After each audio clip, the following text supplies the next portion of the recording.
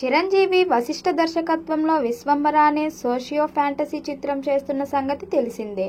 ఈ సినిమాలో త్రిష హీరోయిన్ గా నటిస్తూ ఉండగా ఎంఎం కీరవాణి సంగీతం అందిస్తున్నాడు. యువి క్రియేషన్ బ్యానర్ వారు ఈ మూవీని అత్యంత భారీ బడ్జెట్ తో ఎంతో ప్రతిష్టాత్మకంగా నిర్మిస్తున్నారు.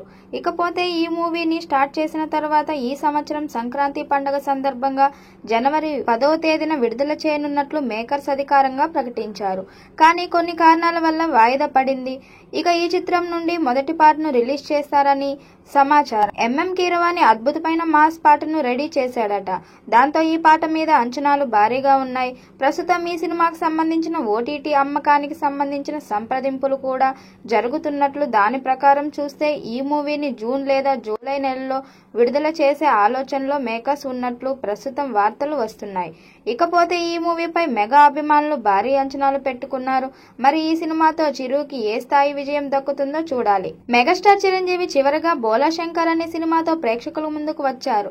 కానీ ఆ మూవీ చిరు కెరీర్ లోనే అతిపెద్ద డిజాస్టర్ గా నిలిచింది. అందుకే ఇక రీమేక్స్ పక్కన పెట్టి కేవలం ఒరిజినల్ కథల్లోనే ప్రేక్షకులకు ఎంటర్టైన్ చేయాలని ఫిక్స్ అయ్యారు చిరు. అందుకే వశిష్ఠ లాంటి యంగ్ డైరెక్టర్ విశ్వంబర చేయడానికి ఒప్పుకున్నారు. కానీ ఈ సినిమా షూటింగ్ ఆలస్యమవుతూ వచ్చింది. కొన్ని రోజుల క్రితం ఈ సినిమాకు సంబంధించిన గ్లిమ్స్ ను విడుదల చేశారు మేకర్స్. అక్కడే అసలు సమస్య మొదలైంది. ఈ మూవీలో గ్రాఫిక్స్ పై, విఎఫ్ఎక్స్ పై ప్రేక్షకులకు విపరీతంగా ట్రోల్ చేశారు. దీంతో మూవీ టీం ఒక నిర్ణయానికి వచ్చింది. విశ్వంబర షూటింగ్ ప్రస్తుతం పూర్తయింది. కానీ ఈ సినిమాలో విఎఫ్ఎక్స్ ను ఇంప్రూవ్ చేయడం కోసం పాత టీం ను పక్కన పెట్టి కొత్త టీం కు ఈ బాధ్యతలు అప్పగించారని కొన్నాళ్ల క్రితం ఇండస్ట్రీలో వార్తలు వైరల్ అయ్యాయి. ఇదే నిజమైతే ఈ సినిమా విడుదలకు మరి కాస్త సమయం పడుతుంది. అసలైతే ఈ మూవీ 2025 సంక్రాంతికే విడుదల చేయాలని నిర్ణయించుకున్నారు మేకర్స్. కానీ పలు కారణాల వల్ల అది సమ్మర్ కు పోస్ట్ పోన్ అయినట్టుగా రూమర్స్ వినిపించాయి. ఇంతలోనే అనిల్ రావుపూడితో చేసే సినిమాపై ఫోకస్ పెట్టారు చిరంజీవి.